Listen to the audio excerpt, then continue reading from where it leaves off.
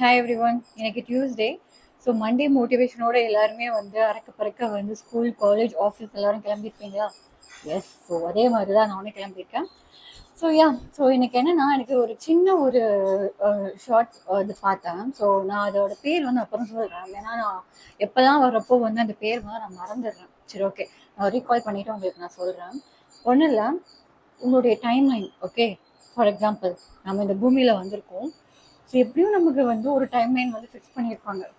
இந்த வாரமோ அடுத்த வாரமோ வருஷக்கணக்கு ஓகே, திடீர்னு சொல்லிட்டாங்க இதுதான் உங்களுடைய டைம்லைன் அப்படின்ட்டு.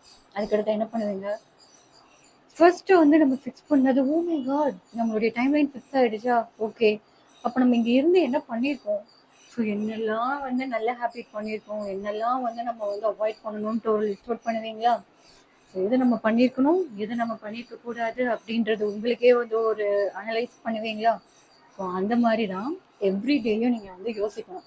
ஓகே, ஸோ நமக்கு ஆல்ரெடி டைம் லைன் வந்து ஃபிக்ஸ் ஆயிடுச்சு.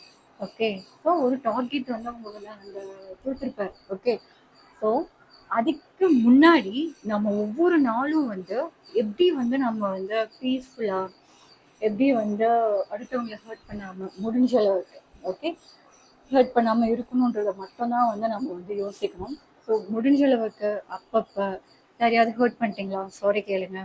யாருக்காச்சும் ஹெல்ப் பண்ணுமா, ஹெல்ப் பண்ணுங்க.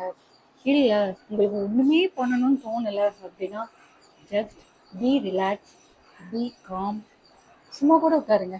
ஓகே, அது தப்பே கிடையாது. என்னடா நான் சும்மா உட்காந்துருக்கேன், பரவாயில்ல. உங்களுக்கு என்ன மைண்டில் வந்து தோணுதோ, அடுத்தவங்களுக்கு ஹர்ட் பண்ணாத வரைக்கும் அது வந்து ரொம்பவே நல்லது தான். So be a better person every day.